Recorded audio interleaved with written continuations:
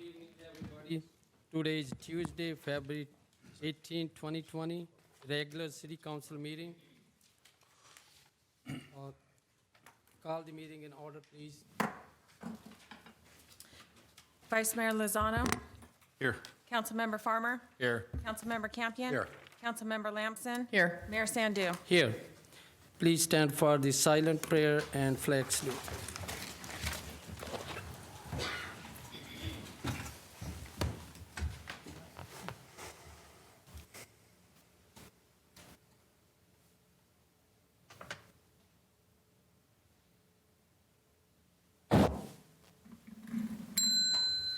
I pledge allegiance to the flag of the United States of America and to the republic for which it stands, one nation, under God, indivisible, with liberty and justice for all.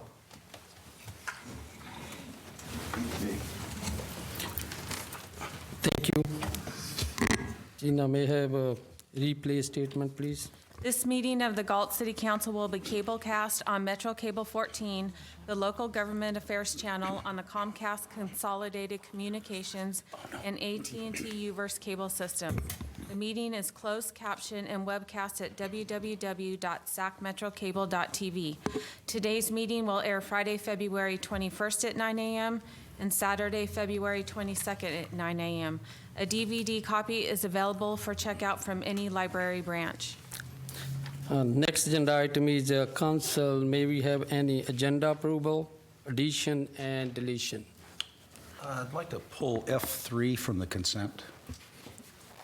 F3 from the consent. I'd like to pull F2.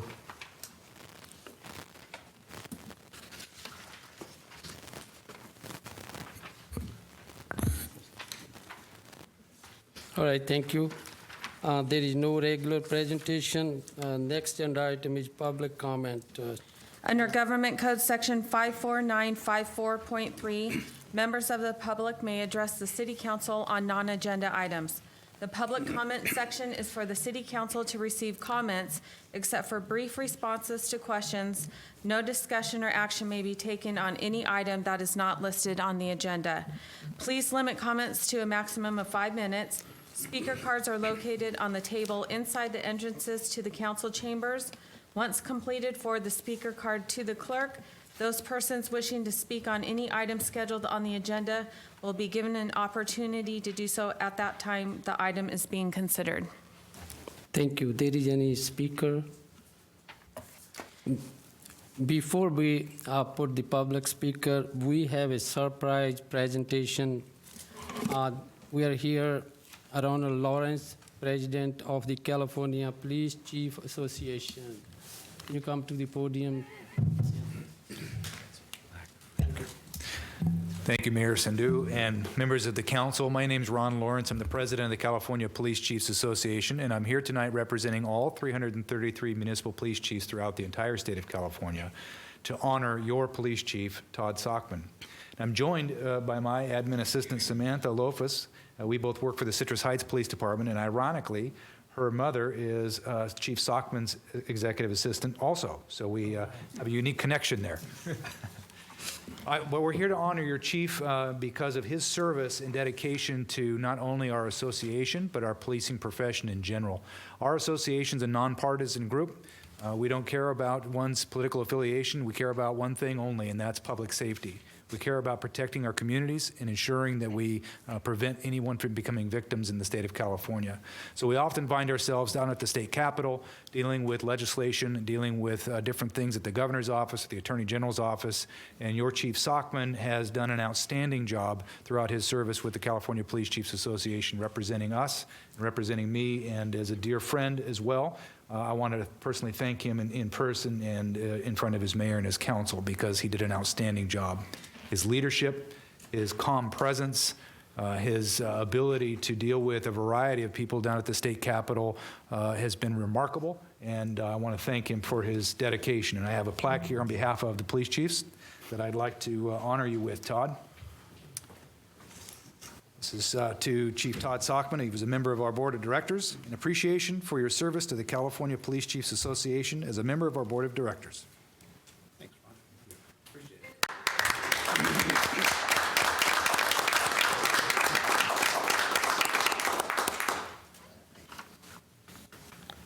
guys want to get closer?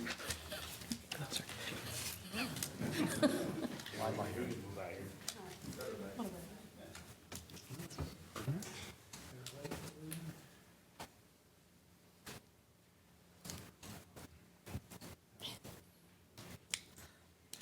Trying it back. That was-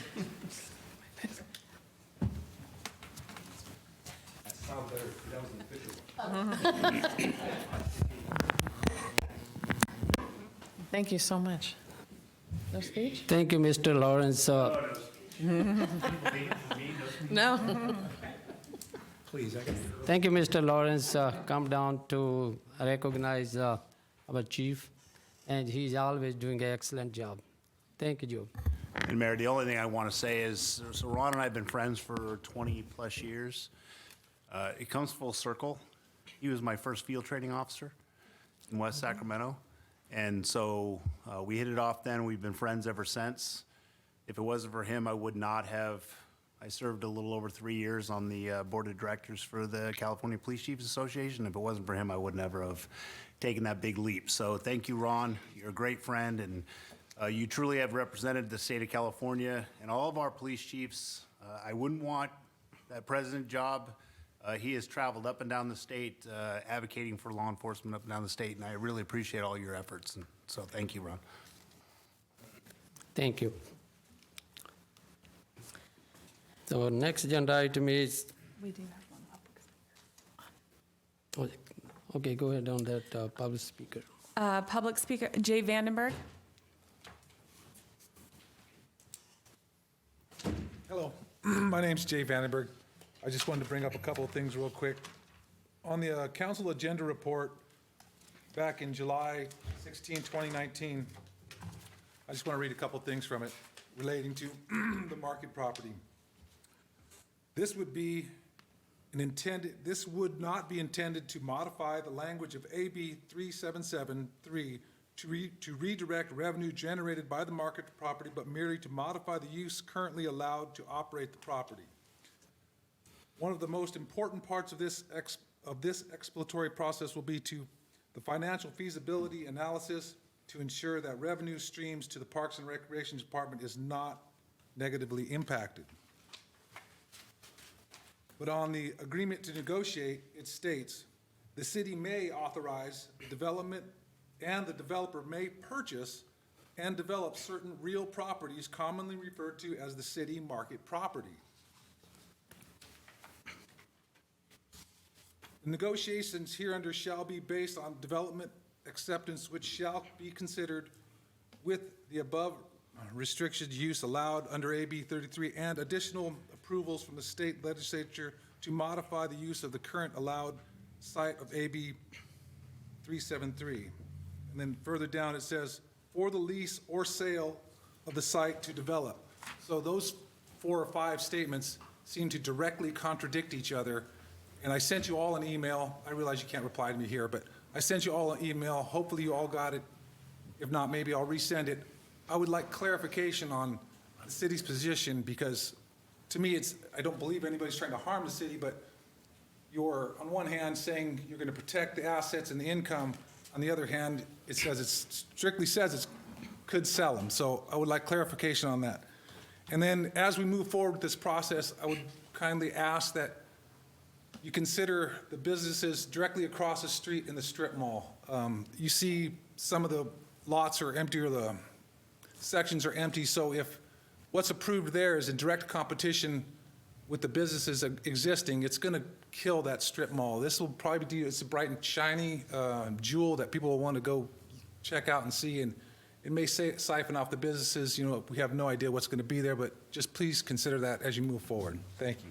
Mr. Vandenberg, could you resend your email to me because I have not received one? Yeah, I will, and I'll double check the address because sometimes you guys are down, so not all the emails get through, and I may not have the .org on there, so I'll double check. Okay, thank you. And then, can somebody forward it maybe too as well? Yeah, Thank you. Can I forward it to you?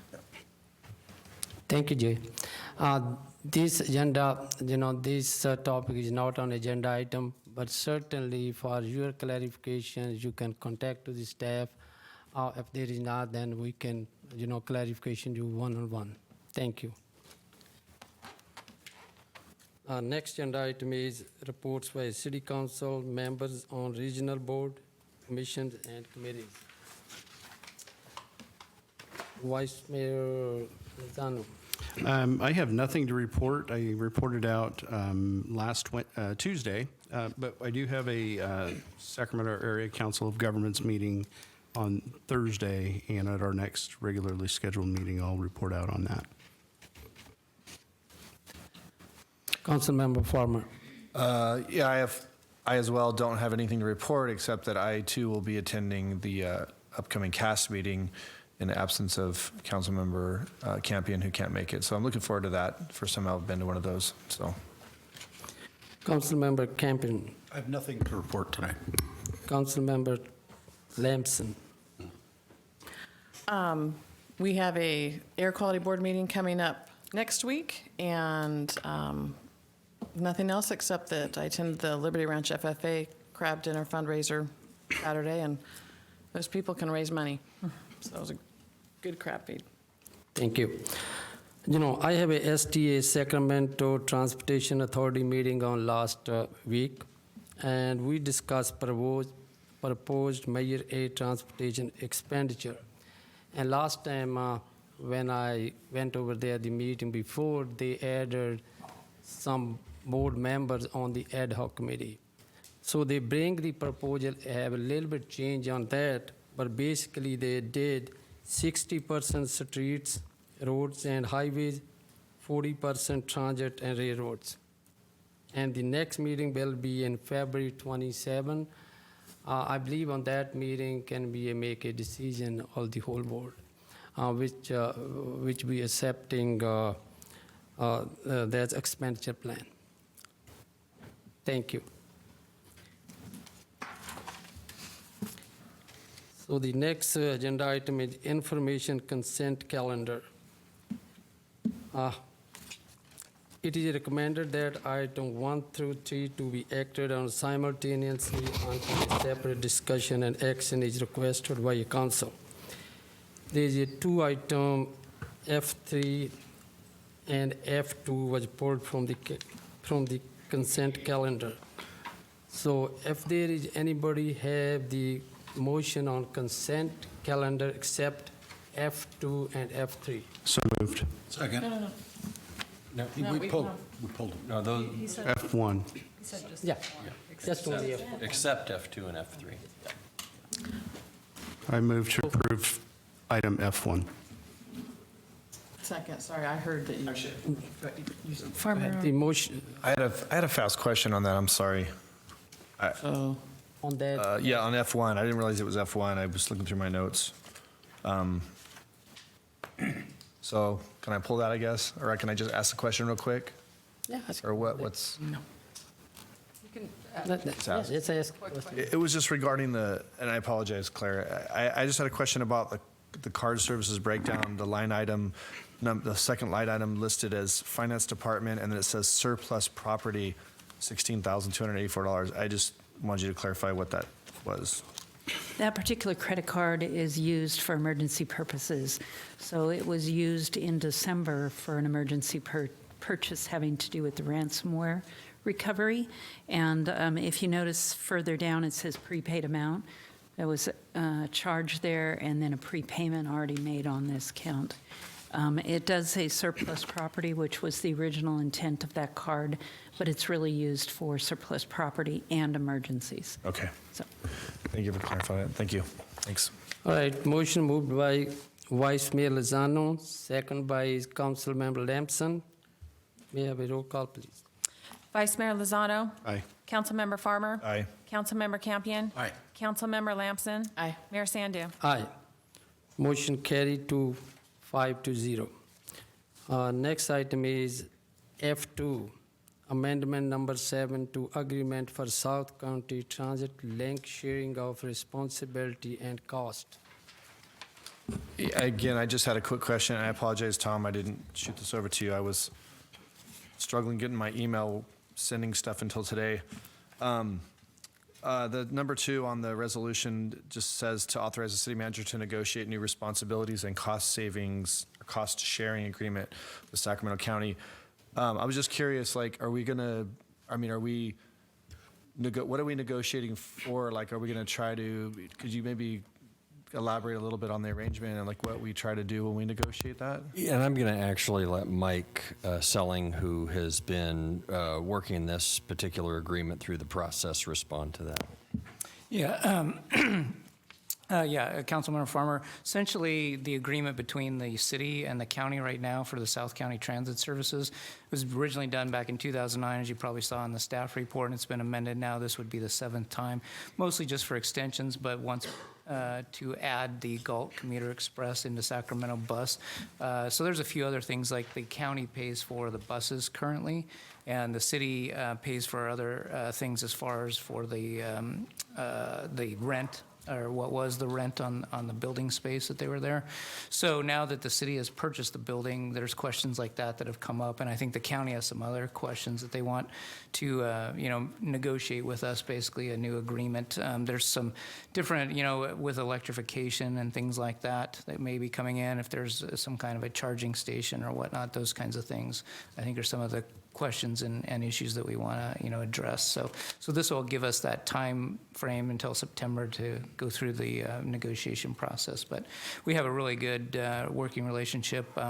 As far as the services that we have now, we have sufficient funding for, so there isn't really, a potential out of cost, so to speak, to either party on this. It's really just who's responsible for what kind of thing. So Really what it's saying there is 2 things. One, recognizing that there will be some issues that we'll end up negotiating with the county. But the second thing it's saying is that all of that will then come back to the city council for review and approval. correct. Okay. Yeah, it was mainly what came to mind is what you said. Does, with the new building that we purchased, is there going to be different arrangements or negotiation? Potentially, Okay. yes, correct. And I just have one question, and it sparked as I was sitting here. I think what I got out of this is the crux of this is that we need to extend to September 30th so that we can have time to negotiate. So at or before September 30th, all of it will come back to us. Okay, thank you. Thank you. Any public comment on this? Any more discussion with the council member? Tina, can you read for recommendation action? Adopt a resolution authorizing the city manager to execute amendment number 7 to the agreement with Sacramento County Transit Link, sharing of responsibilities and costs to extend the term from April 30th, 2020 to September 30th, 2020, and authorizing the city manager to negotiate a new responsibilities and cost-sharing agreement with Sacramento County. Thank you. Do we have a motion? So moved. Second. Second.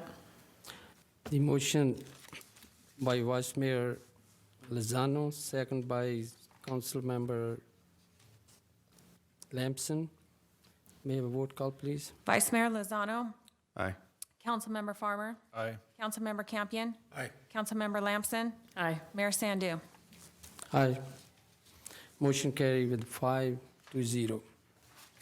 So next agenda item is, I think, F3 with Council Member Lamson, Campion. I had a question I'd asked to Mike. I don't know, were you able to find something in the resolution or?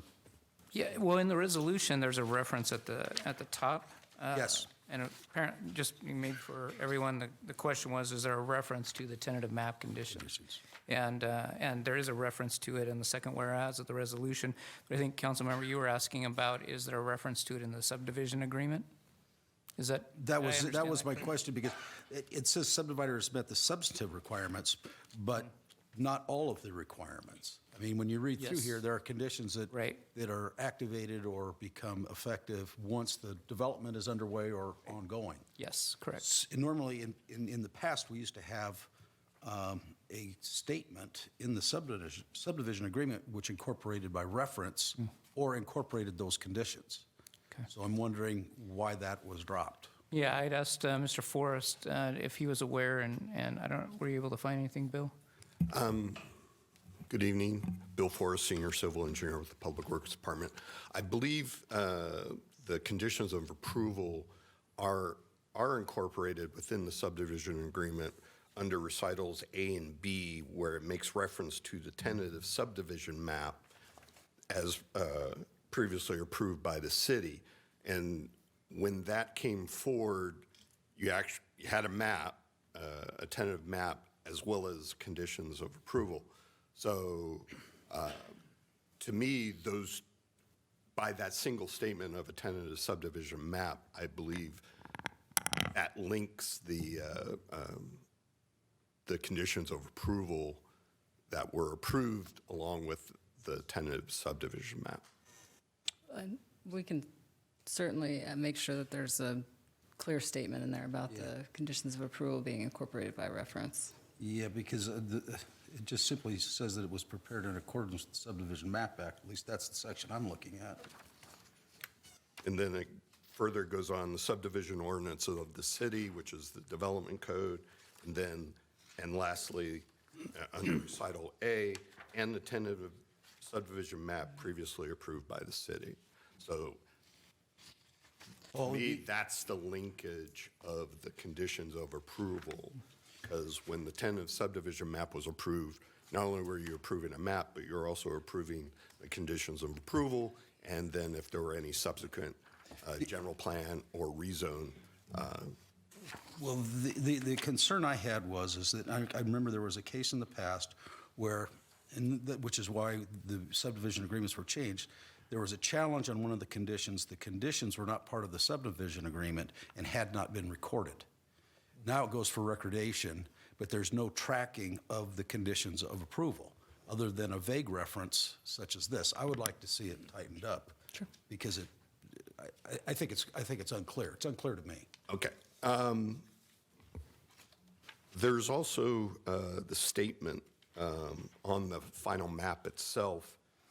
For example, under the community developments. Correct. I hereby say that I've examined the final map, substantially the same as the tentative map approved by Planning Commission of the City of Galt, and that all conditions of the tentative. So there's also that linkage. So if you will, when I present the final map to the community development director as well as the city engineer, we go through the conditions of approval and make sure that they have been satisfied. But then it goes on to read, or are guaranteed to be provided for. There is no guarantee that I see. I would say that's the performance bond. My suggestion would just be I have a disagreement on that. My suggestion would just be to make the motion to approve the final map with the condition that the subdivision agreement be revised, simply to clarify That's that fine. the conditions of approval are incorporated by reference. So moved. And I'm okay with that. Thank you. Any public comment? Yeah, I have a question since we're on this. Is this, it refers to the map being approved has the off-site improvements, the things that are not, that surround the development, that they're trying to do like handicap ramps and stuff. Is this the project that, I'm just kind of remembering the safety meeting, was this a project that they were gonna do a stop sign as part of it? Yes. They were gonna do that early on? Yes, and that is the making the intersection of Walnut Avenue and Elk Hills Drive all-way stop. Right. That was completed last year. It was, okay, oh, shows how often I'm over there, so, okay. I just set off a light bulb for me. All right, thank you. I'll second the motion. All right, Tina, can you read that recommended action?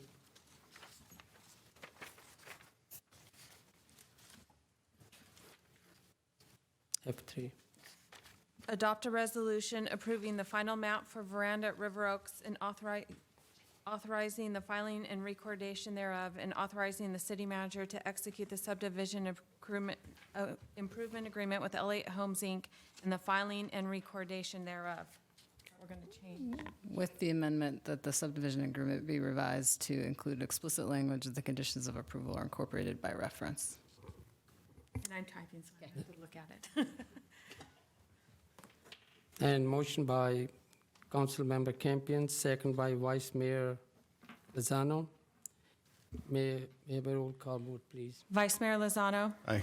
Councilmember Farmer. Aye. Councilmember Campion. Aye. Councilmember Lamson. Aye. Mayor Sandu. Aye. The motion carried with 5-0. Thank you. Next agenda item is schedule matter notice of public hearing. And there is no public hearing today. Regular calendar, City Manager's Office. City Council member appointed to Sacramento Homeless Policy Council. City Council Hut. Mayor Sandu, members of the council, good evening. I don't know if this is working, but we'll try. The County of Sacramento and the cities of Citrus Heights, Elk Grove, Galt, Ileton, Folsom, Rancho Cordova, and Sacramento have formed a homelessness policy council. The council's mission is to provide leadership on the greater homelessness issues within the Sacramento region. And although this particular policy council will not, vote on necessarily on the institution of certain projects and programs, it is nonetheless an effort of the county and the cities to meet several times a year to discuss homelessness generally, to work with the Sacramento Homeless Continuum of Care Advisory Board and the Sacramento Steps Forward Board of Directors on homelessness issues generally, and to provide input, certainly input relevant for this city to that particular policy group. And so they're looking for the city council to make an appointment from one of the members of the council to that board, or to that policy committee.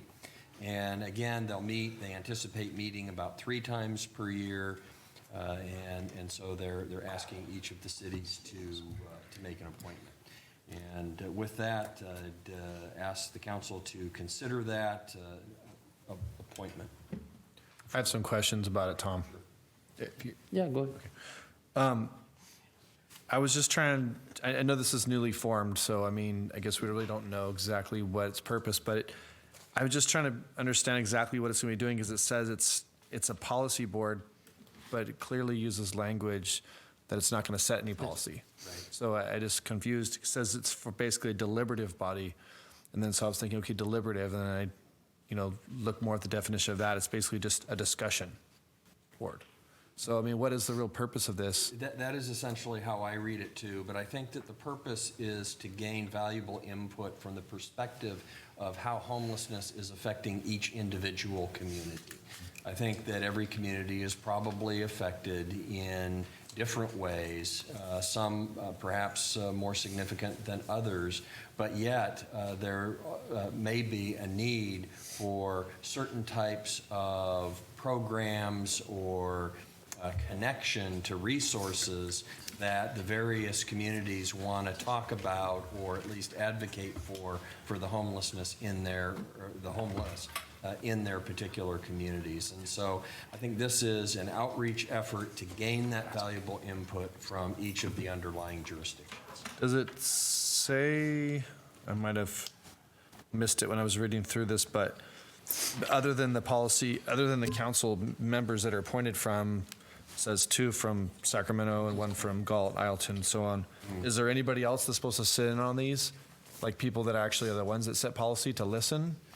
So this is a group so the policy group that would be formed, say, of the various council members throughout the Sacramento city region and county region, would then meet with the Sacramento Steps Forward folks, and the other group is the Continuum of Care Advisory Board for the purpose of informing them about homelessness in the underlying jurisdictions, and being part of the deliberation, but not necessarily a voting member on some policy enactment, but being part of that deliberation as to homelessness and perhaps steps forward in addressing homelessness issues.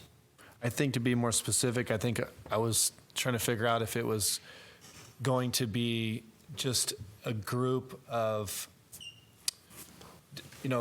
two or three or whatever, however many groups that whose goal is to work with homeless or in whatever manner, just sitting in with this council and hearing their discussion on topics, or was there going to be somebody who was actually, higher up, that's actually one in our state legislator or whatever that sets policy, that's going to be listening, saying, oh, so they would see maybe the policies that they're enacting or they're moving forward on, or that they possibly could be voting on, are being heard. Yeah, it's the other two groups, the Sacramento Homelessness Continuum of Care Advisory Board, and then the Sacramento Steps Forward. You think you're going to see those boards report them implementing the issues through funding that they receive, but being informed by the local elected official from Galt, from Alton, from Folsom, and the like.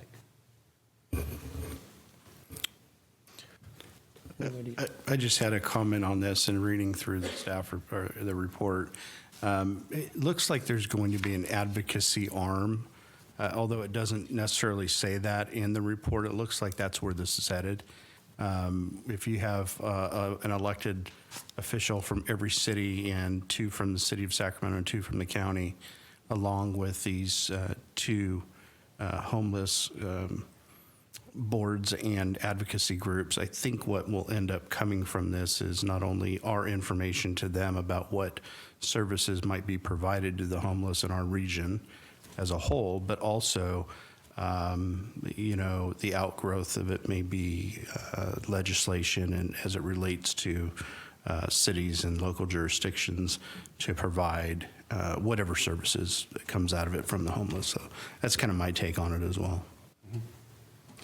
I do see that it refers to having 2 members of the Sacramento County Board of Supervisors. So that, if I'd have seen that, that would have answered my question directly. So we do have someone at a higher level sitting in. So I would be interested in doing this if nobody else is interested in doing it. I'd like to nominate Councilmember Farmer. Second. All right, the motion made by Councilmember Lamson and second by Vice Mayor Lozano. May I have a roll call vote, please? Vice Mayor Lozano? Aye. Councilmember Farmer? Aye. Councilmember Campion? Aye. Councilmember Lamson? Aye. Mayor Sandu? Aye. Motion carried for 5-0. Thank you. The next agenda item is Community Development Department, Senate Bill Number 2, Planning Grant. Good evening, Mayor and council members. Chris Arias, Community Development Director. As mentioned, the item you have before you is the SB2 Planning Grant. If you recall, back in August of 2019, the City Council gave staff authorization to submit a grant application in regards to this SB2 Planning Grant. Well, I'm happy to announce that on December 10th, 2019, that staff was notified that we were awarded the full grant amount of $160,000. The state offers these grants to help spur housing production in cities and counties, and we intend to use the grant for 4 primary purposes. One is to rezone select properties throughout the city. There's a couple reasons why we want to do this. We're going to need to increase density in some areas and some properties based on our upcoming housing element. The state is, or actually we're going to get our RENA allocation very shortly. The numbers are going to be significantly higher than we're accustomed to. And to meet the affordable component of that, I believe we're going to have to go through an exercise and look for some sites to rezone to high density. There's another part of that too. I think there is opportunity for higher density sites in the inner city that can help actually be smart growth and put those type of uses close to services. The second item is a cleanup of the zoning map. We currently have some inconsistencies between the zoning map and the land use map of the general plan. I think you witnessed some of that when we had to do a rezone for a historic house not too long ago in the Trail Ridge Apartments. So part of this exercise will be to make sure that the general plan land use map and the zoning map are consistent with each other. And then the third item is to provide a cleanup and update to the development code. In 2015, we did a comprehensive code update. And since that time, we've noticed there are a couple cleanup items we need to complete. And then in addition to that, there are some state mandated items that we need to include. And one is to update our code as it pertains to accessory dwelling units. And then the fourth item is to basically amend the general plan consistent with whatever changes we do with the rezone of properties. So this grant is a reimbursable grant. So in order to carry out the activities, we're seeking council approval to appropriate the $160,000. We'll use the funds to pay consultant invoices, and then we'll submit for the grant funds for reimbursement to the city. Then we're also seeking council authorization toward a task order to Rainey Planning and Management to complete work associated with the grant. Rainey Planning and Management will basically undertake all activities related to planning, but they have subcontracted out the traffic component to GHD, formerly OmniMeans. When we rezone the properties and do land use amendments, we'll look at the different traffic and trip generations based on the revisions. So that concludes the staff report. The council is asked to adopt a resolution authorizing the city manager to appropriate the $160,000 of revenue and expenditures for the state SB2 grant funds and enter into a consultant services contract task order with Rainey Planning and Management to prepare SB2 grant program deliverables. Once again, that concludes presentation. I'm available to answer any questions you might have. Any councilman? I have some questions, Chris. So first off, a larger question that comes up a lot from the public that I get usually preceding something like this is, why do we have to hire a consultant to do many things that are listed in here that sound like something that our departments could do? So I just want to simply touch on what are some of the services that they'll be doing that we really can't do in-house, and why would we, and talk to me how that relates with the grant money, if it could be used a certain way. We essentially don't have the personnel to complete it. I mean, if we had additional staff, we could do that work. I mean, if you look at the work that Rainey will be doing, it's in the task order, reviewing the general plan and zoning code, doing a comprehensive investigation of sites within the city that could be changed for higher density, preparing all the material, staff reports, presentations, doing all the printing of material, including some of the changes of the plans. If we had additional personnel, we probably could complete those tasks in-house. And then the traffic study that's a component of this certainly requires a certain specialty where we'll need to consult or use a consultant for that. And then also, as a rule, we use consultants for all our CEQA documents, which is included in this. So this is another thing another item that Rainey Planning and Management will complete. So to answer the question, to me, the bottom line is we don't carry enough staff to handle those type of tasks. Okay. I did see that it had about 400 hours of the work on the breakdown. So just to kind of understand a few things. So one, the cost, basically what you're asking council to do is approve for us to spend the cost out of Fund 01, General Fund, to be reimbursed from the grant. Correct. Right? So, but the grant is locked in, so there's no chance that something could happen and we just don't get the money back. Correct. We've been successful with HCD grants in the past, and there's been no hiccups in getting our reimbursables to us. As long as we stay with what we're planning to do, which the application states, will be reimbursed. And so, just for the public information too, so basically what bothers me about SB2 is that the state of California is dictating to cities, this is how you should grow. We want you to grow fast and have this kind of housing. So they're taking away control of what we can allow, in our community to develop. And I know people, I am an advocate for having, I have two daughters in their 20s. I do feel that in the city of Galt, there is a lack of available housing. Either you're either buying a house or you're renting a house. There's really not much else to pick from, so I'm an advocate. But on the other side, I understand, I share people's concerns in the community about when you use the word low-income housing and high-density housing. You use the word inner city, which I thought was really funny Right. because it totally triggers. Because people just automatically stereotype something like that is going to be like this trashy apartment complex. But nothing in this that, as we are told what we have to do and how much high density we have to have, it really doesn't, they don't get down into brass tacks with us being able to be very picky about, because I think personally the difference between having a good apartment complex, if you will, or townhomes or whatever, is property management. If you bring in someone who's going to put something together and have poor management, it's going to be trashy. But if you have good property management, then you're essentially going to have a nice, clean complex. And so we're able to still control at that level, right? Absolutely.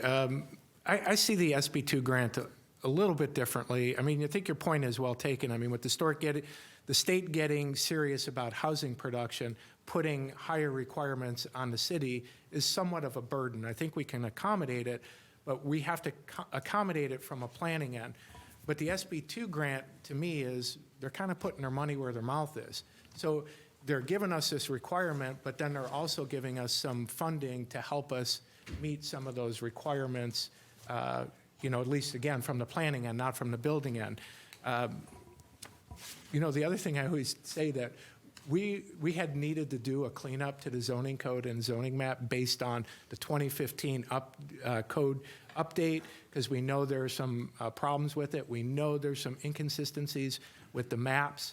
So we're getting some things we would probably have to pay out of general fund money if this SB2 grant wasn't available. So the SB2 grant was a godsend. And I do agree that the development standards and design criteria for multifamily housing or any housing can make a difference. High quality, well-built homes, whether they're apartments or single-family homes, obviously do much better than those that are built quickly, cheaply, and then managed poorly. So what do you see? So you clearly, I was going to ask you, one of my questions was, what are your opinions, are the pros and cons of this big picture? But you clearly said the pros, which makes sense. I mean, is there any other negatives that you see from a planning standpoint, from your position, other than just being told what to do, sort of? Yeah, it's never easy to create more high-density housing. My experience has been the public tends to be a little bit resistant, but we're kind of used to, I don't want to say fights, but, trying to communicate better on why we need to do things. So that task will ultimately fall to the city staff. So we do know that we have a consultant helping us. I think one of the cons is going out and then trying to find these new sites for high density, and not only trying to convince the property owners and communicate that to them, but then also their neighbors. And that could be a challenge. So we do have, I think, 3 public meetings included in that scope of work. So we do plan to do some outreach. And so that's independent of whatever plans we come back to Planning Commission and City Council with. So we do plan to notify everybody who is part of a rezone or a general plan amendment with the third properties affected, and then again do outreach to those that are within the vicinity. But because it involves so much property, we'll probably do general noticing to get those people involved. And does that touch on which is my next question? Tell me about where it talks about the community participation. I guess there's 2. Basically, they're going to hold 2 town hall meetings. Is that basically just to get to try to educate people on exactly what all this is about, or is it to hear people's concerns about the type of housing, or is going to be like hearing people's input about specific? Because is there going to be a point where when it comes to public input, we're going to have it really maps showing that we're going to change this from this type of zoning to this zoning, and we hear those concerns? Is that going to be? That is correct. So that our approach is different than the Galt Market Master Plan, where the Galt Market Master Plan, where we're going in with a blank slate, we do want people's opinion before we start putting pencil to paper. This is going to be a little bit different. We as staff and then the professional consultant will go in with recommendations. So we'll look for properties that make sense, whether it be an infill or they're good buffers to other uses and sites that make sense from a planning sense. So we'll go in with those and then do exactly what you mentioned. You know, we'll give the background on why we're here, we'll give the background on why we chose these sites, and then just solicit input from them. So to be clear, what I'm hearing from you is that there will definitely be public input Correct. on the zoning changes as we're changing uses of certain areas. There will be public input on that. That's correct. All right, anybody else have any comment? I have just a question, Mayor Sandu. How long is the work plan to be done? We're receiving $160,000. Is it expected to be done in a year, 2 years? We'll probably finish in a year. I hope it doesn't go longer than that. I believe the grant gives us a year and a half, then with extensions. So my hunch is they'll give us a couple years to finish, and we've never missed a deadline in the past when it came to a grant. Okay, thank you. And just my last question is, can you explain higher density housing? Because I get this question that comes up pretty regularly, and one of my interests is higher density housing for seniors as well. And so could you talk about that and what that might look like? So higher density for us is basically 14 to 24 units per acre. Now, the units vary, and recently we've seen a variety of different housing types to meet that density. So, for example, Greenwood Cottages south of Rite Aid, that's a high-density development, but they're at the lower end of 14 units per acre, and they got approved basically what is a small lot subdivision, a single-family home on a small lot. Others are straight-out apartments. We just, at Planning Commission last week, approved an 8-unit apartment complex on 2nd Street. It's at, I think, south of F Street. Its density is 20 units per acre. So even though it's only 8 apartments, based on the size of the parcel at 0.4 acres, if you calculate it out on a per acre basis, that is a 20 unit per acre project. So density refers to the number of units on a specific acre. Low density, for example, your standard residential single-family subdivision is anywhere between 3 and 6 units per acre, mostly falling into 4 units per acre. So high density, I would say traditionally is apartments, but we've seen now a variety of housing product to fit that mold. And you're right that we do need more senior high density. And if you recall, the Dry Creek Oaks project does include senior high density as part of it. We don't have a builder for that site yet, but it did include that. Thank you. So could I point out Veranda at River Oaks, is that high density? Close. It's actually a medium-high density. So I think that it was 11 units per acre, and our medium-high density is 8 to 14 units per acre. So it's not quite high, but close. And so the state has requirements for affordability, and there's different ways to meet your affordable requirements. You could have your straight deed-restricted affordable projects, which means that people who rent or buy that home must be income qualified, and then the rent or the mortgage has to be affordable to them. So there's a procedure that goes along with that. What's also eligible for the state from the planning end that meets their definition of affordable is density. So the general rule is that in an apartment complex, a 4-person family can live affordably in a 2-bedroom or 3-bedroom, 2-bath, 1-bath apartment. So they help us meet our need for affordability, even though they're not deed restricted to those meeting income guidelines. Did they get down, is part of the SB2 or part of the housing, the bill, does it indicate like a certain level of like Section 8 housing and stuff like that too, or it does not? No, so the Section 8 housing is what we refer to as deed restricted. So they do not get to that level. We're not at that level with the SB2 grant. I do believe that the state in the upcoming housing element is going to require the city to provide some sort of assistance for deed-restricted affordable homes. So the next cycle housing element is coming due in 2021, and we're starting to do the early work prepared with that. Other cities do inclusionary housing. What that is if someone has, it's an inclusionary policy that requires home builders to have a certain percentage of their homes set aside as affordable. So for example, a 100-unit subdivision might have a 10% inclusionary requirement, requiring 10 homes to be set aside as affordable. Other cities have like an impact fee for housing development, then that money is pooled, and when it becomes a certain amount, they use that as a funding strategy to try to encourage like an apartment affordable housing complex in the city. Elk Grove does that, where they have an extra fee for housing to go toward affordable housing. And then others use impact fee reductions, like reduced traffic impact fees or park impact fees. And the notion on the traffic impact fees is that, generally speaking, those in the lower income brackets don't drive as much as a single family home, so the impacts to traffic are a little bit less. So some cities have used that as a mechanism to help fund affordable housing projects.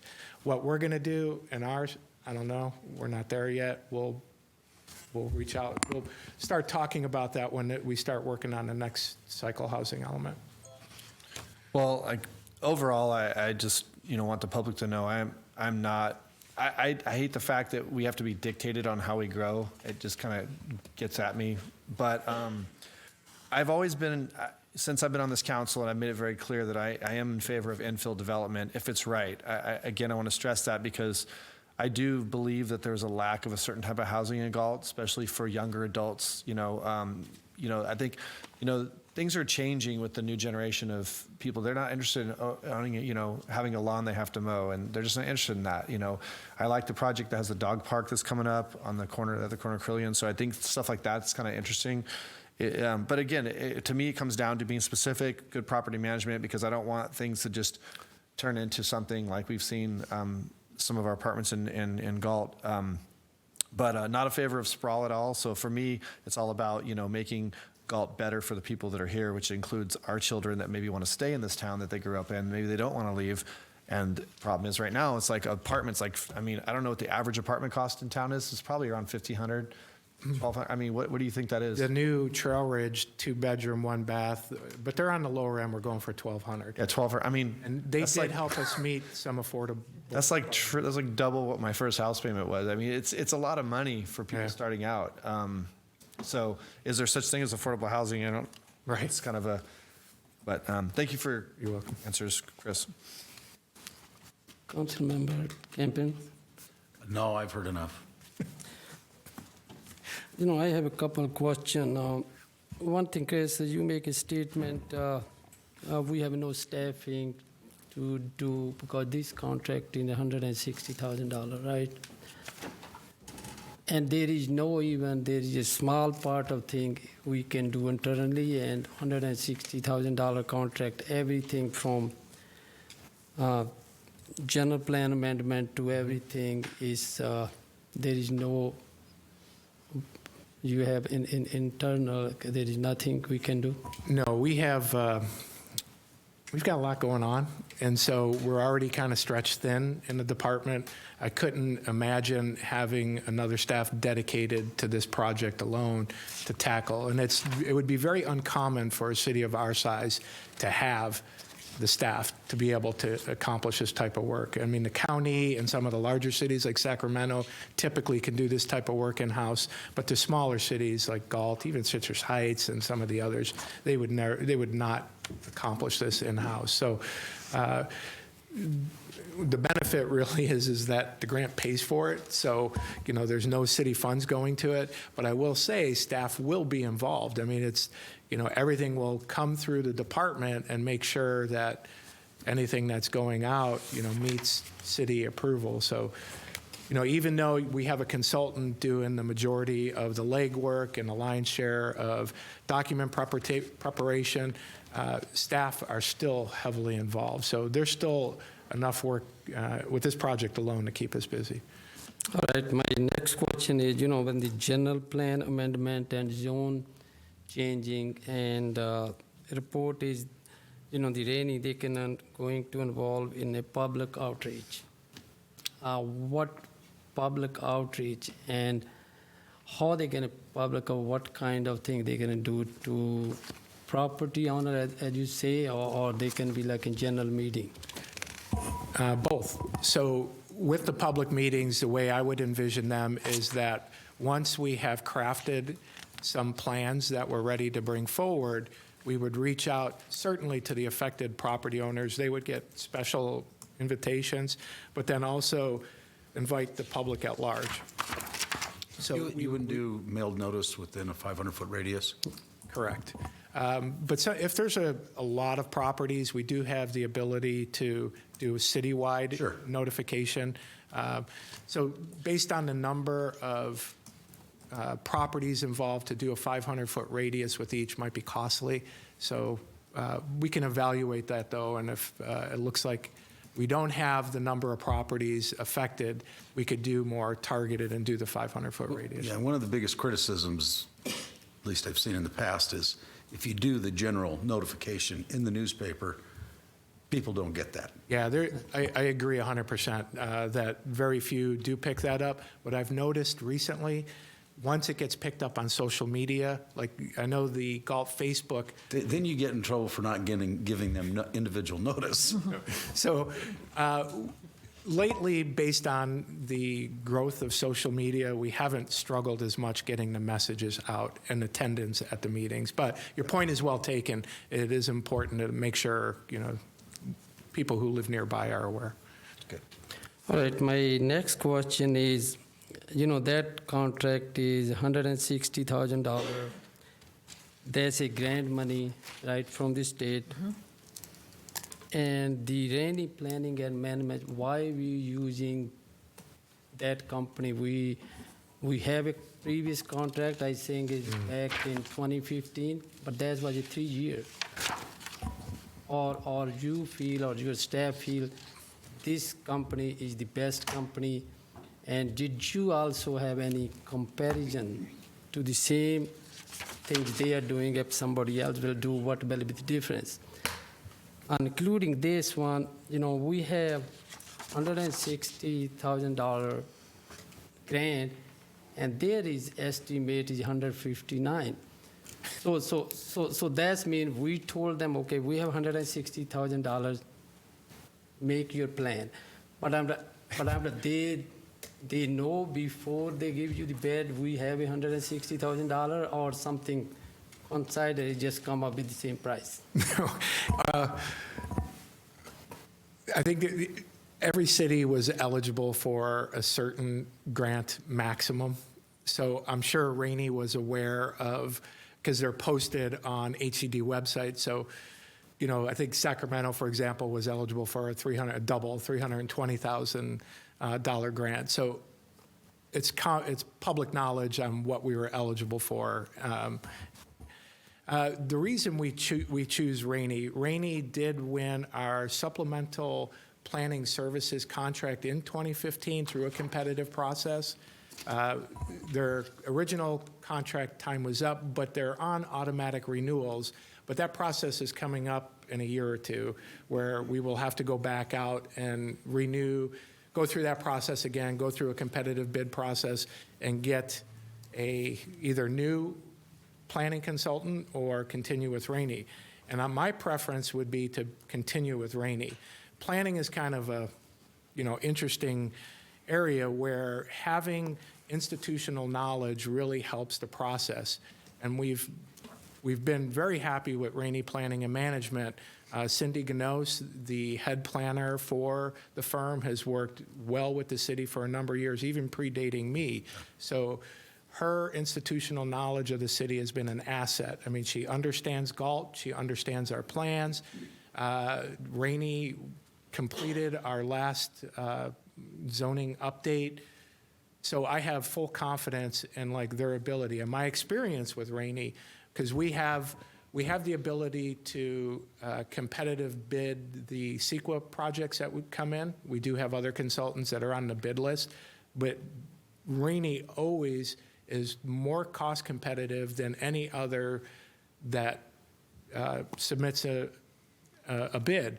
So my feeling is if we were to use some other consultant, I think it's possibility that the cost could increase because of the background that a new consultant would have to do to get up to speed on the city. So in my view, I'm perfectly comfortable with Rainey. I have no reservations about using them. My only fear is we're getting them too busy.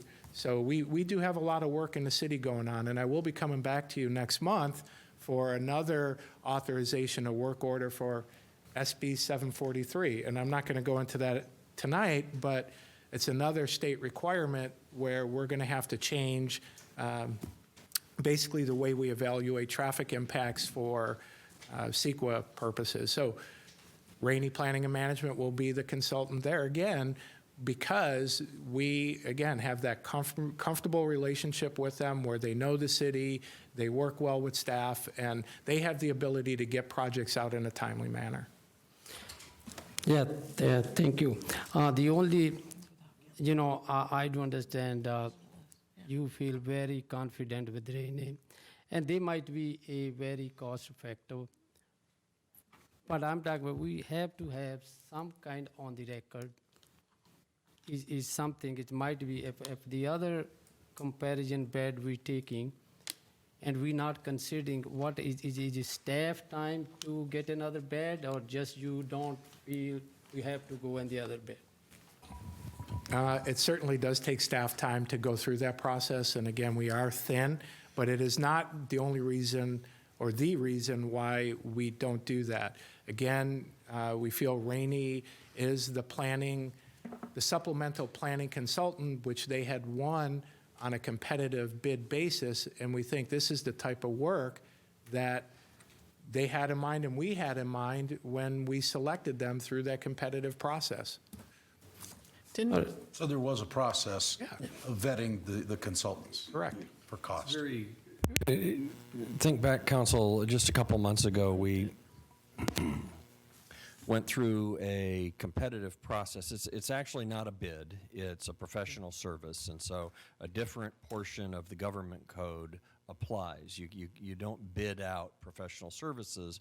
What you first do is establish qualifications, and then you negotiate a services agreement.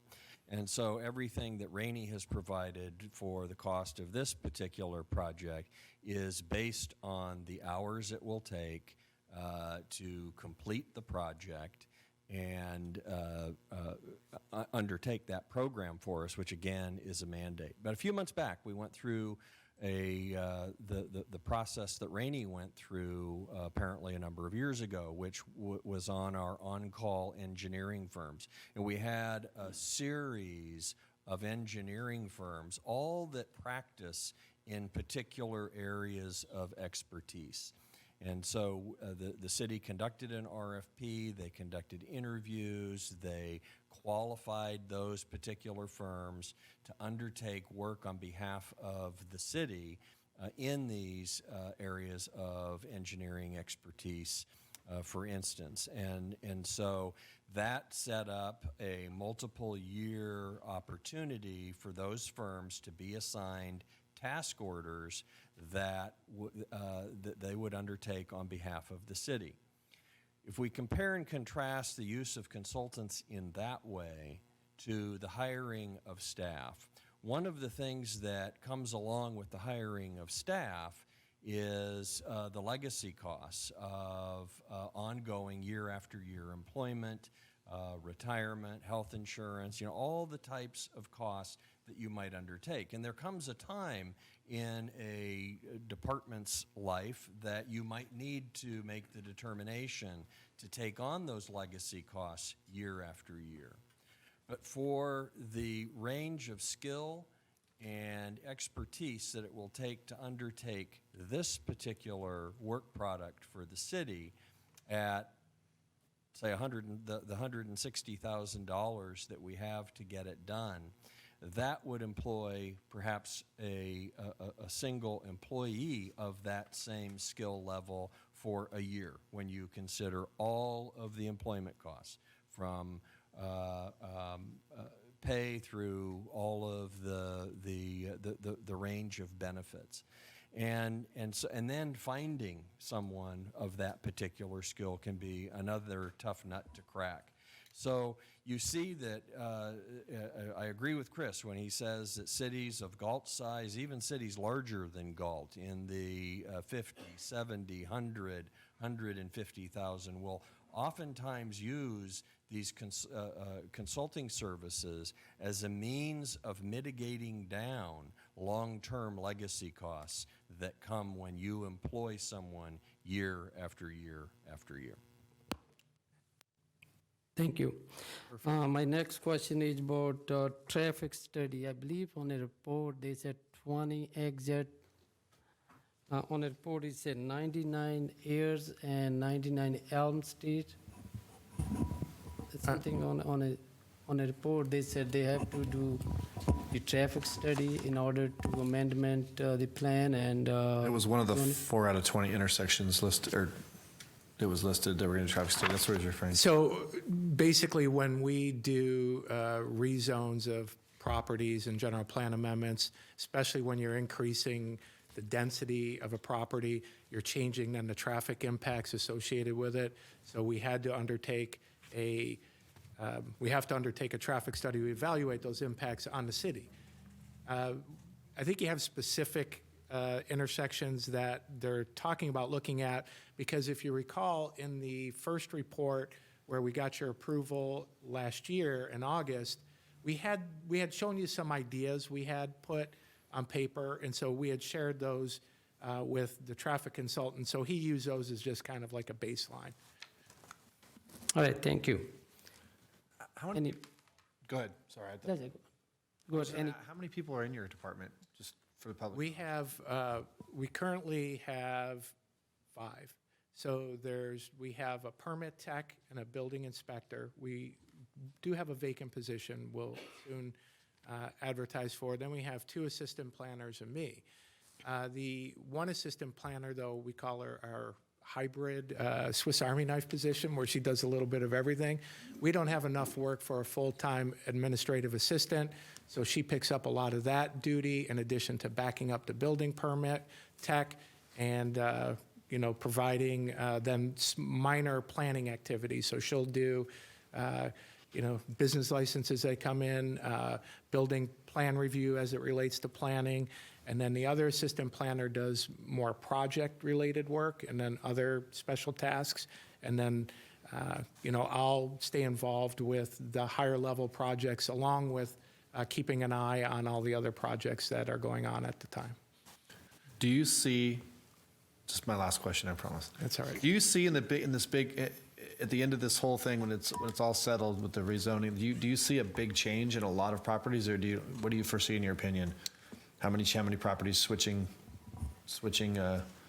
Initially, I thought it would be a handful of small to mid-size properties. I don't want to say in the inner city, but in our more established city area where we do have some vacant and underused lots where I think we can do better with density. But we may have to search outside and look at some of the new growth areas for density, and maybe in particular along Twin Cities Road and some of the new annex areas. So it's a mix. I think we actually had in the original request an idea of an acreage that we had in mind, at least on the properties we were looking at, and I just don't have that with me at the moment. Thanks, Chris. Thank you. Any public comment on?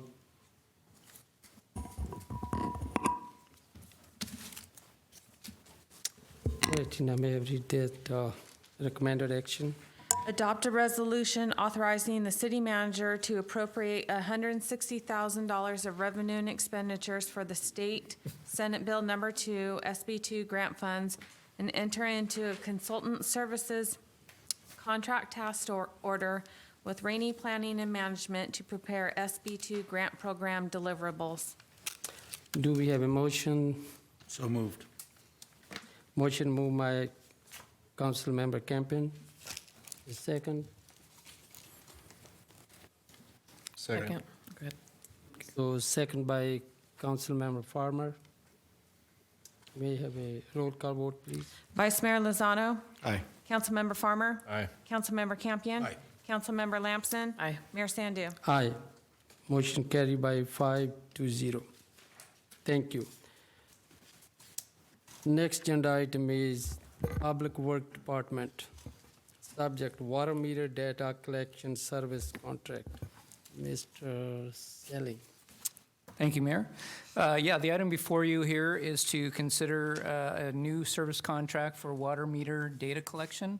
What basically happened here is back in 2015, I believe, the city let a contract out to put water meters in on all the residential and commercial accounts. And so that contract was awarded to Fathom, also known as Global Water. And so they basically did the work initially to put in the meters, and then also they did the ongoing, they're electronic meters, and so the meters themselves will transmit their data to these data collector units. There's 7 spread around the city, basically geographically. So the data goes from the meters to those data collectors, and then the data collectors are dumped into a server, which Fathom would then marry up with our database file, if you will, on all the accounts. So they would match the meter read information to the accounts, and then that information was transmitted to the finance department, who would then do the billings off of that. So fast forward, essentially, they had been doing that since 2016 when the meter installation was complete. And at that point, they were taking that data, merging it in, and providing that service to the city. We got contacted by Fathom back in late October last year, basically informing us that they had been I guess incurred some financial hardships and were trying to essentially sell their business to other competitors. And they had a couple interested, but neither one really pulled the trigger on the deal to buy Fathom out and their customer base, which would include the city of Galt. I guess they had several other cities around the country. I think there were about another 3 or 4 at least in the state of California besides us, but there were in other states as well. So we were informed that basically due to their financial hardships, they would be shutting down their servers as of, I think it was December 17th or something like that. So we had, 7 weeks or so to basically scramble and try to find a new service provider for the service. And while there are lots of companies out there, we found out that do a lot of the billing service, and they have online services where people can check their water usage and things like that. There weren't too many that were able to take the data from the particular units that we have on the meters and match it into the particular database file that we have. So we were, beating the bushes to try to find some companies that do that. The company that actually makes the hardware units, the meters, the meters and the reader, or the transmitters, I should say, what we call the MTUs, the meter transmitter units, as well as the data collector units, which is the DCU in the acronyms that are involved in this, is called Aclara. And so in contacting them to see if they knew of anyone who could provide this service, they said, we're looking into it. And then we ended up, getting a determination from them that, yes, there were other cities, essentially other Fathom customers that were in the same boat as the city of Galt that were also contacting Aclara. So Aclara said that they could then provide this service. We also reached out and were able to find another company called Manal. They're out of Texas. Aclara's out of Missouri. No, Missouri? I think it's Missouri. And anyway, so got bids from both and determined from the bids, which you can see in the table in the staff report, that Aclara was significantly more cost-effective than Manal's bid. And so we're basically, asking for the council to consider entering a contract with Aclara to take on this service for the city. With that, I'm available to answer any questions. Thank you. A few questions. So first off, you mentioned, it was 118,000 versus 47,000. That's like a significant difference in the bids. While I am happy to hear that we're going to get such a great deal, also raises a concern. I being a contractor myself, the low bid when it's significantly low is always a little scary, like, ooh, what's the service level going to be like? Right. Do you think that the reason they're able to do this at such a lower level is because they in fact are the people who actually manufacture the equipment, so maybe they're just more efficient in doing that? You think that's the reason why?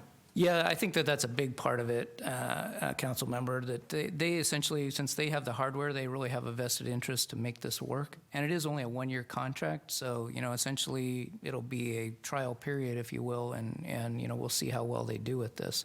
But I would say that as a, maybe not so intentional, but the way I think we view it as staff is they essentially made a good faith effort in downloading the data from the Fathom servers before they were shut down back in mid-December.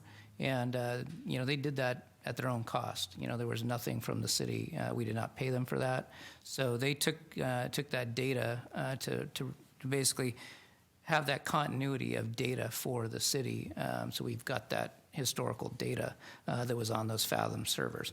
If it had not been for Aclara doing that, we would not have that data to look back on, so, for historical information. So I guess the roundabout way to answer your question is yes, I believe because they have the hardware that they definitely can do this more efficiently than a third party, which Manal would have been. So we used to pay Fathom $76,800 a year, and with Aclara, except for the first year, which is there's a setup or something. Correct, about 19,000. Right, so after that, it's like 28,000 and change. Correct. After that, so it's significantly less than half. Yes, Or yeah. actually about half. Yeah, that was a pleasant surprise, so. Okay.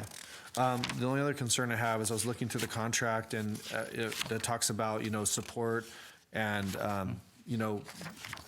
over and above, so my company, we do maintenance contracts where, you essentially for X amount of money per month, customer gets X amount of support, so on and so forth, and there's certain things that are required depending on the level they get.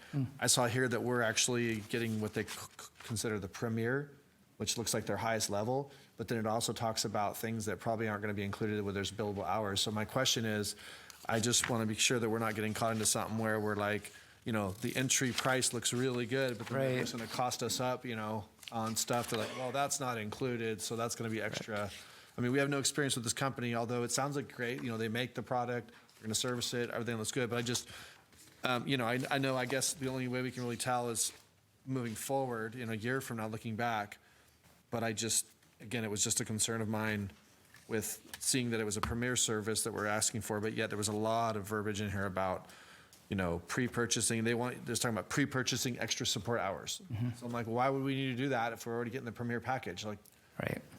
And we share that concern. We've had a few conversations and email exchanges with them, basically asking questions like that. So, you talk about, these upgrades to the software. Are we going to be nickeled and dimed for that kind of thing? And how often do you do those? What can we expect? Those types of questions. And they clarify, no, just minor. They do quarterly minor upgrades. Those are included essentially. It would only be a significant major upgrade, like from a version 1.0 to 2.0 kind of thing, is where they would essentially look to, get those costs. That would be something that we would have to pay for. So. Then my final question is going to be regarding just the water meters in general. There was talk when they were put in, and again, I wasn't here. I know Kurt was, involved at whatever level, if you were working with the city or on council, I forget, but when those were put in. So when is the life expectancy of it, and is it just the hardware we're talking about, these DCUs and the other thing, or is it the meter itself has a life expectancy where it has to be switched out? Yeah, they do. We do have issues with them on occasion, but we've had really good service from Aclara, basically, providing us new units when we have had to swap them out. And I'm particularly talking about what we call the meter transmitter units. The data collector units, those, my understanding is that we haven't had any real issues with them at all. And I think as you saw in there is essentially a mandatory upgrade to those data collector units that's as a result of the telecom industry going from 3G to 4G service. I guess the 3G services, we've been told both independently by Verizon as well for our cellular services that 3G is going to be shut down by the end of this calendar year. And so they need to upgrade those units. But again, we've had good service with them, and so we don't expect any surprises there, so to speak, and we would hope that would be the same on the software end. Do you remember, Kurt, when the meters went in, there was talk of expectancy of like how long those meters were going to go? I don't recall. Off the top. I can check with staff and get back to the council. But the meters should last, have a long longevity. Yeah, well, the meters, yes. Yeah, I think it's more that electronic That was not transmitter unit. discussed, to my Yeah. knowledge. I just remember hearing something chatter for the community, like saying, there was the meters were mandated by X year, and because we went in early, they were saying, well, if we go in early, now we're cutting into the life expectancy by so many years. That's what I was asking. It just came to Yeah, I can get back to you on that. I think that's all the questions I have at the moment.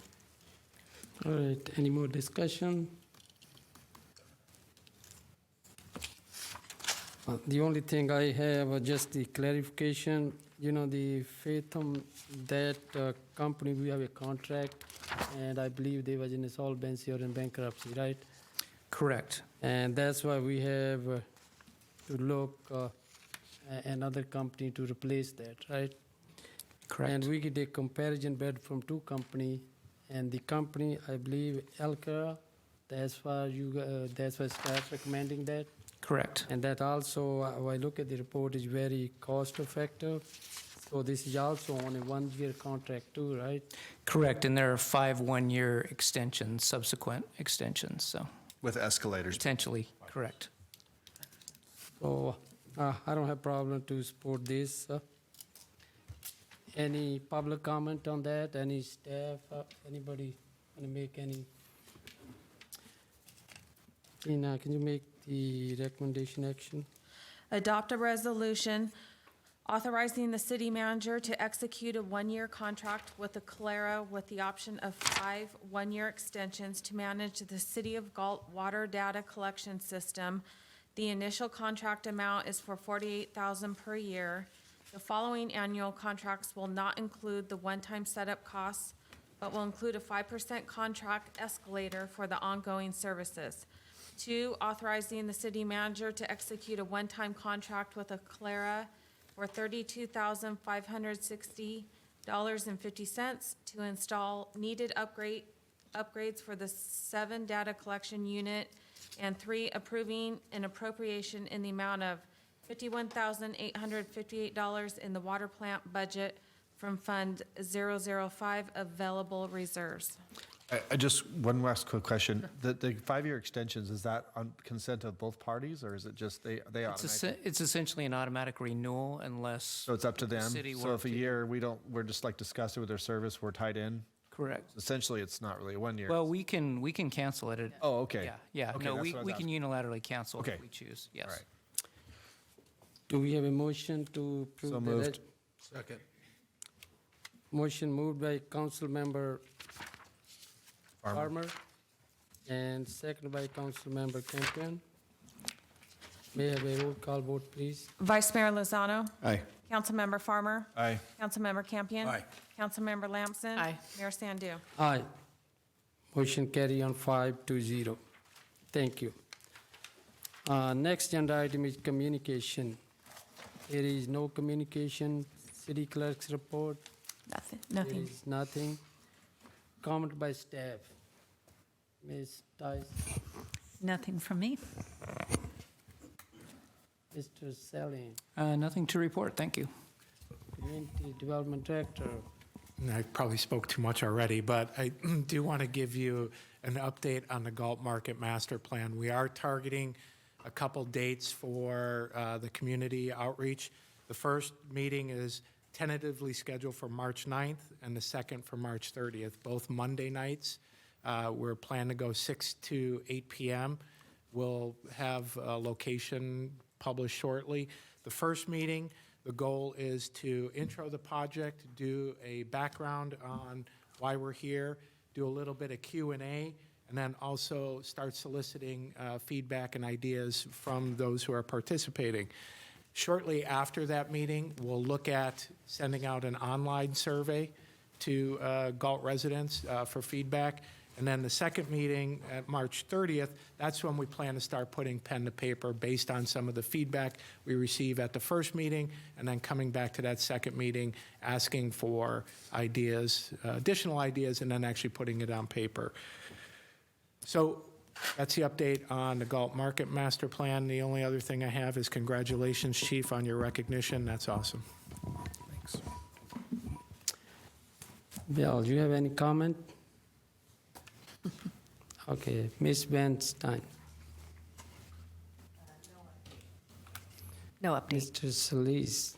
Yeah, I just want to let everybody know that we're currently accepting registrations for adult softball, youth softball, and then beginning March 1st, our swimming lessons and Galt Gator programs will be accepting registrations. Chief Sockman. So we've had a kind of a busy couple of weeks, but I want to mention that Vice Mayor Lozano and I went to a meeting and a presentation from the League of Cities and the California Police Chiefs Association on the Keeping California Safe Act. It was in 2018 that this council signed a resolution in support of that act, and it's going to the ballots on the 20th. It's really, I encourage everybody to look at that website. It's keepingcaliforniasafe.org, and it explains what some of the amendments and the changes that are being proposed in this legislation for some modifications to Prop 47, Prop 57, and AB 109. There are a number of things that are no longer violent felonies. You can see in our retail markets how these repeat offenders keep stealing just under $950 worth of merchandise, which that is passed on to us as consumers.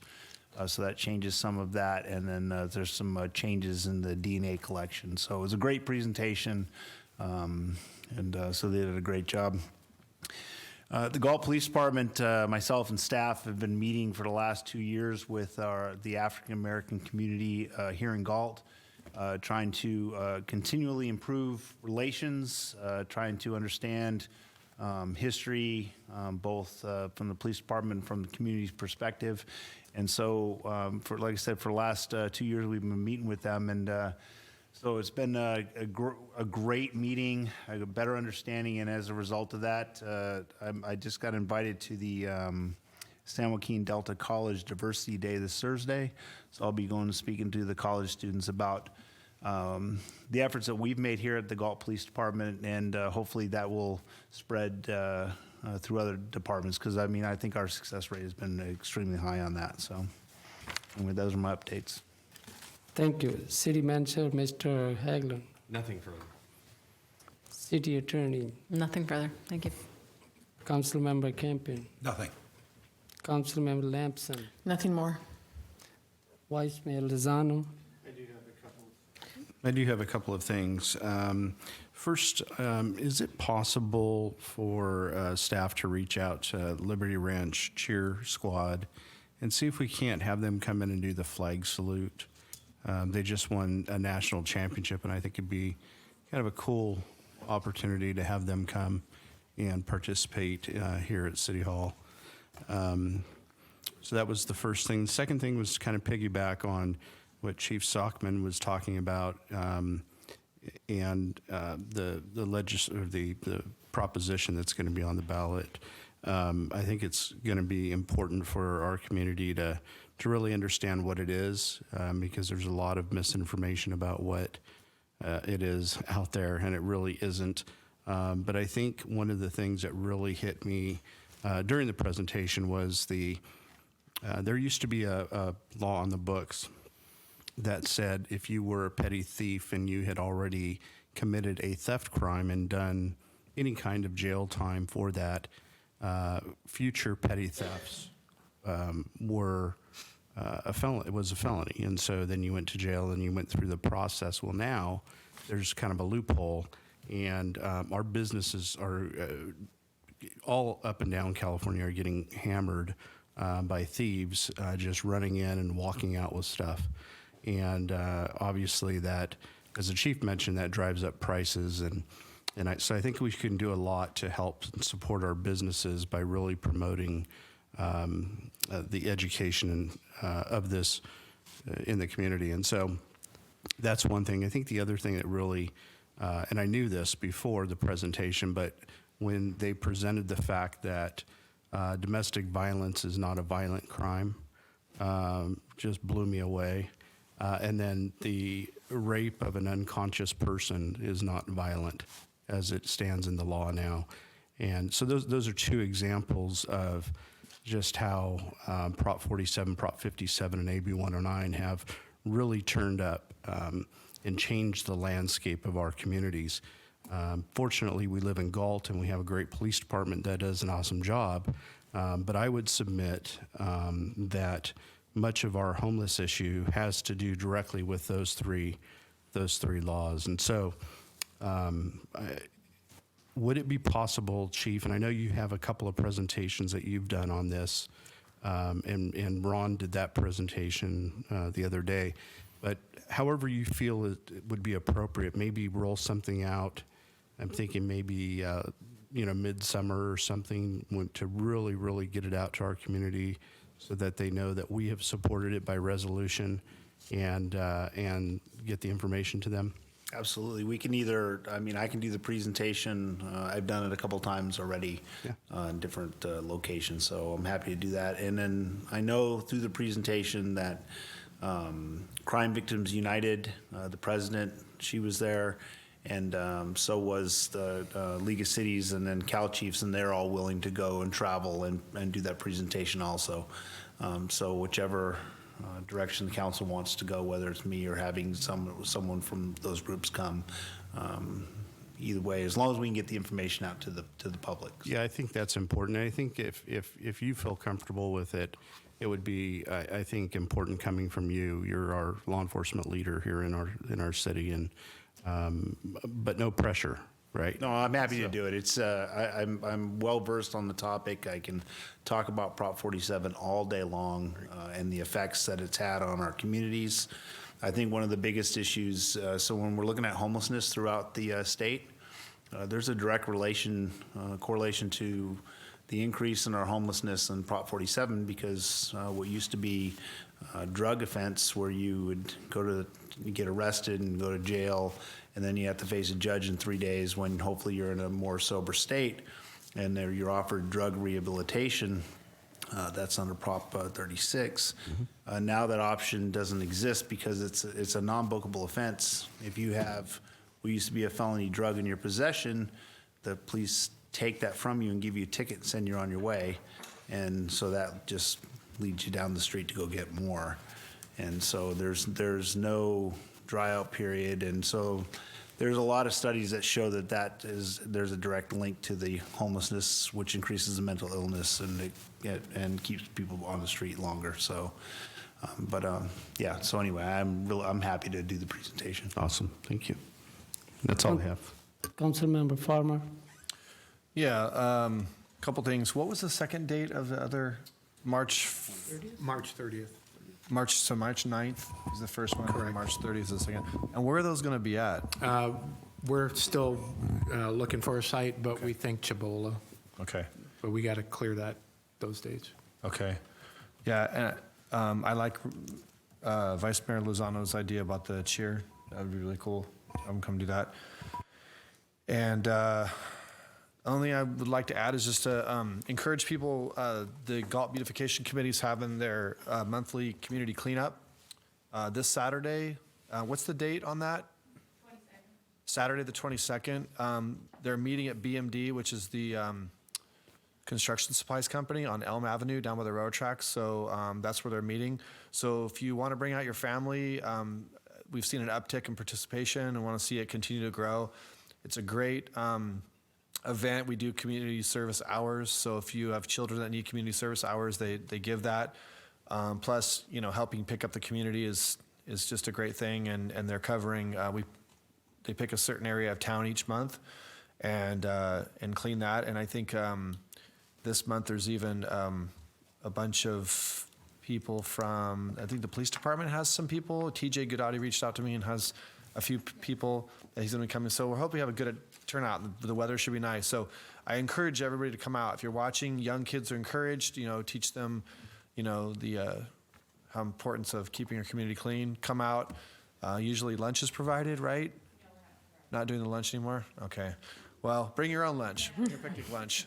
And so anyways, at BMD at 9 o'clock, right? Right. 9 a.m. BMD this Saturday if you want to just show up. And we have all the supplies. So that's it for me. Congratulations to Chief Sackman getting recognized by the President of California Police Chief Association. Good job keeping that a secret, too. I didn't know.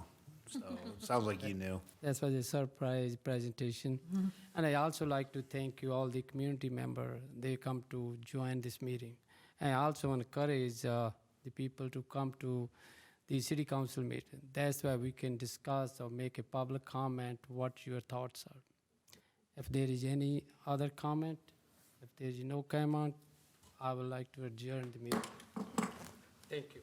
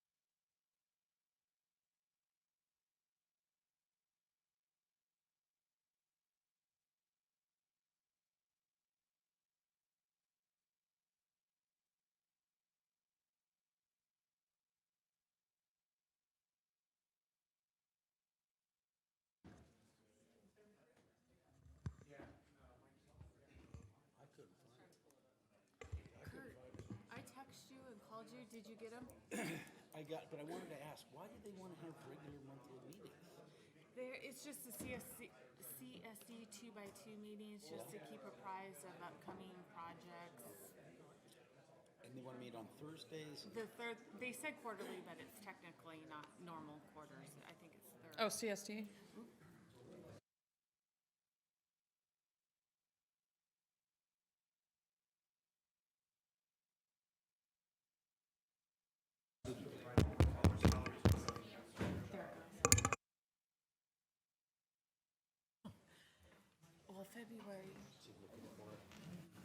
We'll have to meet.